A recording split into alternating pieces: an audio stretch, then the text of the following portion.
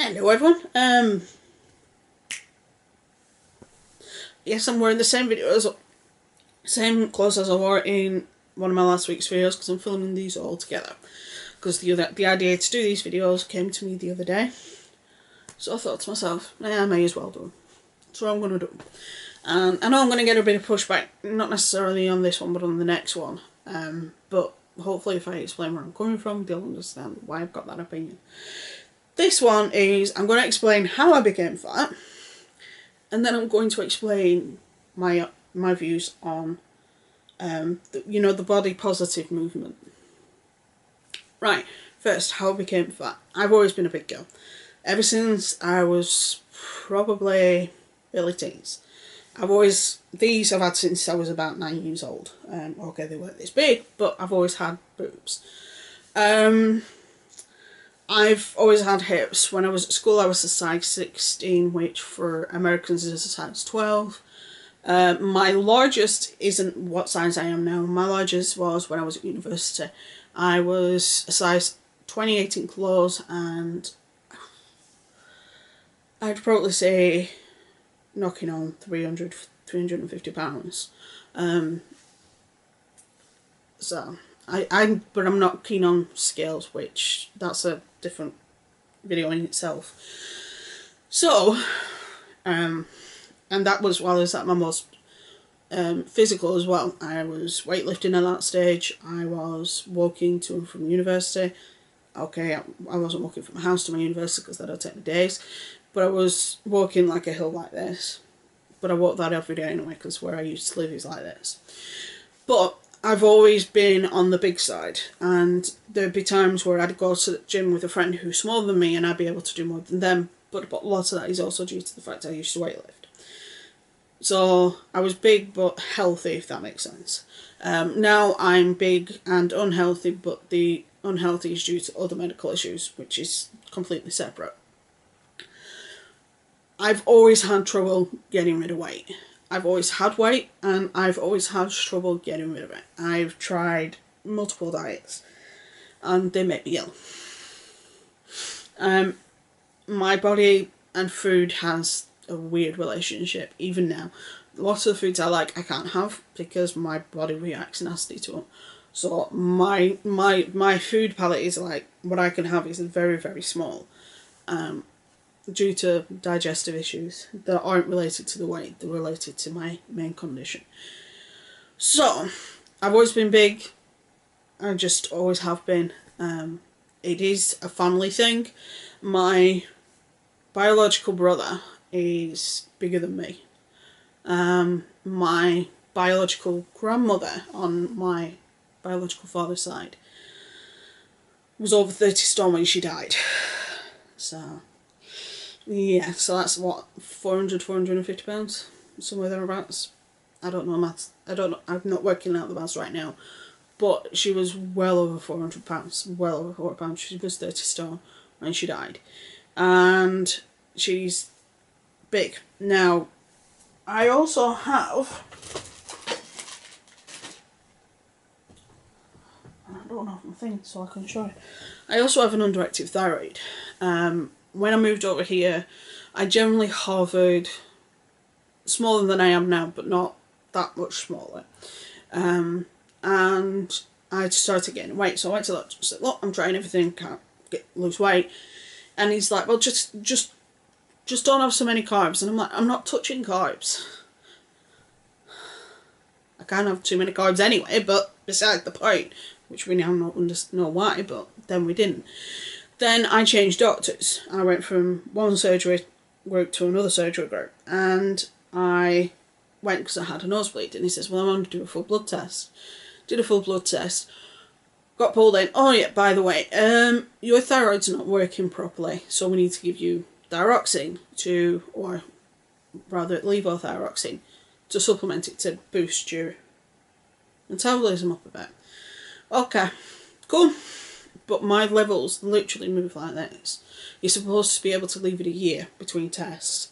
I had my last test a week ago, and I have to have another blood test in 5 weeks. Because my levels are so erratic at the minute. my levels are literally like this. There is no constant with them. They are like this. So it's like they might stay level for like 3 blood tests, but then they'll start going like this again. So I have to basically be proactive and have to have a blood test every week, either it's every 6 weeks or every 12 weeks. And getting blood out of me is a nightmare, but that's a different thing entirely. So I've always been a big girl, always have been, always will be. I'm in my 30s, I'm trying my best to lose it, and I have lost a little bit of weight the last couple of weeks. But I don't know how long that's going to last until my levels go wacky again and I start putting on weight again because of the thyroxine issue. And people will say, yeah, but eat well. I do eat well. It doesn't help. Exercise, not necessarily a good thing for me, because if I do a certain amount of exercise, I end up in hospital. I will leave my EDS video up above, which will explain all that. So, I'm a plus size girl, so now I'm going to give you my opinion on the plus size movement.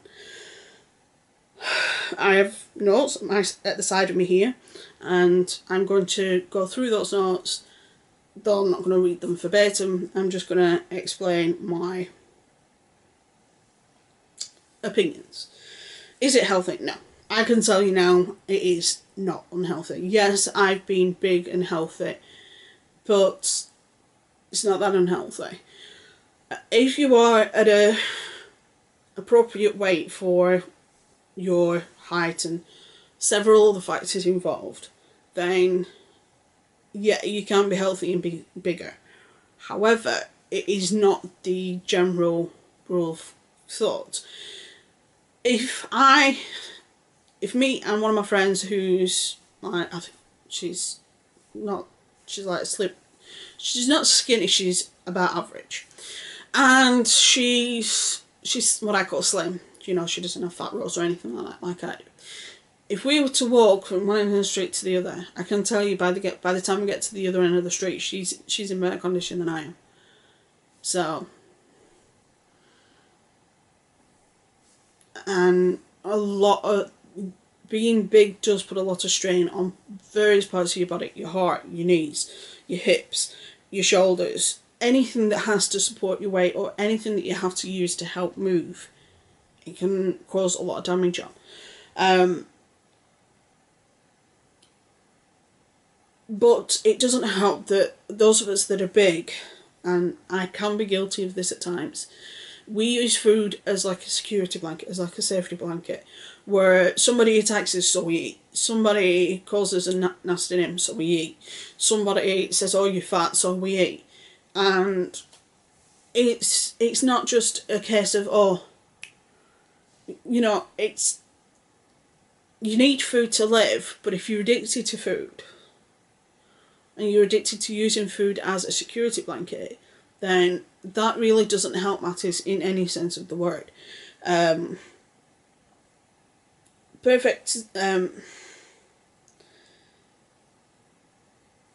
This also goes into the whole thing of, do you tell people to stop eating like Nicole Arbour did? No, because you need food to live. So are you trying to make an obese person become an anorexic person? And I can name multiple cases of anorexia. One very famous one where it actually caused the death. Karen Carpenter. And she was actually taking a thyroxine replacement when she shouldn't have been, when she died. So, there you go. But just telling people not to eat doesn't help things, because like I said, people use food as a security blanket, and also you need food to live. You have to go through your own process of going through the weight loss journey. Two examples of this are David So Comedy and Boogie. David So Comedy, he's a tall guy. I think he's about 6'2", 6'3", so he's about similar height to my other half. And he's always been a bit on the chubby side. And he was starting getting to the point where he didn't like the way he looked in videos. So he was like, right, okay, I'll start losing weight. So he started losing weight, and he started eating better. but he does still eat cheap meals, which is fine. It's just if you have cheap meals every fucking day, that's not fine. So it was like, ugh. And he admits to using food as a safety blanket. Buggy is the same. He admits to using food as a safety blanket, as a security blanket, as something that would help him feel better when his mother did when his mother treated her the way that she did. When people called him nasty names online, he used it as a security blanket. So that's why, and obviously Buggy is the more extreme out of the two because he was huge. He's since had weight loss surgery and he's lost a lot of weight. So, people should we accept people that are extremely overweight? No. Again, everybody that's a big girl, Whitney and Tess Holiday being the two prime examples, are like, you have to accept us for being overweight. No, we don't. Even me, that's plus size, doesn't think that people that are extremely overweight should be celebrated. Just like I don't think people that are extremely underweight should be celebrated. The amount of times I've seen clips from America's Next Top Model, and when I used to watch it and I used to see some of the girls, I'd be like, eee. Because they will be literally like this thin. You know what I mean? And it's like, that's just as unhealthy. And a lot of the people are like, yeah, but, you know, we're big girls, we should be able to accept our body. Yeah, we should be able to accept our body. But we shouldn't say to ourselves, I accept my body, so therefore I'm going to live in it. I'm going to live in this body that's going to fail me before anybody else's. That's going to fall apart on me as time goes by. That's going to cause me pain. That's going to cause me agony. Yes, a lot of the people that are extremely overweight have issues stemming back from childhood, have other things, or they're just those type of people that really like food. But the thing is, you have to find a balance. Not just, I'm just going to eat McDonald's for the rest of my life. No, that's not good. Just like it's not good to eat just salads for the rest of your life. But there you go. No matter which area you're on, it doesn't help matters. But there are people that have bigger bones than others. I do have big bones. Even when I was slim, I was still broad. Because I do. It's like my bones aren't that far from the outside here, or my knees, or I do still have some of my muscle from weightlifting. So even if I was to lose fat, I still wouldn't be normal weight because of other issues. Now, and it's like when I watch 600 Pound Lives, I'm like, especially some of the cases now, I think I'm about 250, 280. And people go, no, you're not. And it's like, first of all, I'm only short. Second, I'm not actually as... My boobs are extremely big. And at the minute you can only see as low down as my boobs. So, and like I said, this is not the biggest I've been. I've been a lot bigger than this. Now we're going to go back to Tess Holiday. Is Tess Holiday a good representative for the community? And the answer to that is no. She has been involved in scandals in the past, where she came out with an F Your Beauty Standards line, t-shirt line. She sold the t-shirts, she sent them out, they were low quality, and a lot of people didn't get the t-shirts, so it took her a year to issue refunds. And she only donated £1,000, I think, or $1,000 to the domestic abuse charity that she said she was going to donate to, but at the same time she was spending an inordinate amount on other things, and that can cause issues. I think who is it? Petty Page did a video on this, which I'll link up in the iCard, where she goes into this more in depth, and she goes into the figures and everything. Now, bearing in mind, a lot of people did get refunds, so some of the figures are a bit skewed, because I think one of the figures thrown around was $30,000, but then that's not factoring in the amount of people who needed refunds. But the t-shirts were $40 each. Now, bearing in mind, she could have quite easily have done something through Teespring or any other company and not had the quality issues or the production issues that she did. But she's been involved in several scandals, including that, and it does put a lot of people off, and it does make a lot of people go, yee. But no, I don't think she's a good representative, and I don't think that if we can't represent ourselves as a whole, and accept that I have a different view on being plus size than, say, Tess Holiday does, then why argue? I've got my opinion that being plus size isn't a good thing. But I also think the definition of plus size is a bit stupid. As people say, if you're a size 16, then you're plus size. But to me, that's more average than plus size. Anyway, no, being fat does not make you special. It doesn't make you entitled. Some people do not like people who are overweight. It's just a fact. They do put, and people that are overweight do put a lot of pressure on medical services and makes things harder in so many ways. Because there's a lot of issues in hospitals, because they've got to have special beds for bigger people. They've got to have special equipment. They can't do specific surgeries because literally it would take them too long to get to the internal organs. And there's a lot of issues that it does cause in the long run. And it also affects the cancer rates as well, because the amount of, you're only supposed to have a certain amount of fat in your body.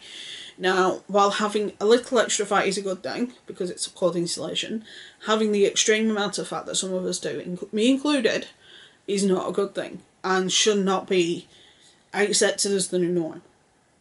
Me being this size shouldn't be normal. I'm trying my best to lose weight, but in my case it is extremely hard work. Just like in a lot of other cases, it's extremely hard work. Don't just assume that stopping eating is going to fix things, because it isn't. I eat half what my husband eats. Literally, if not less. And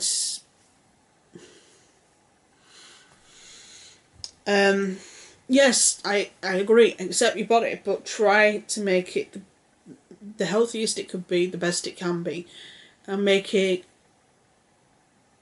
something that can pull you into later life.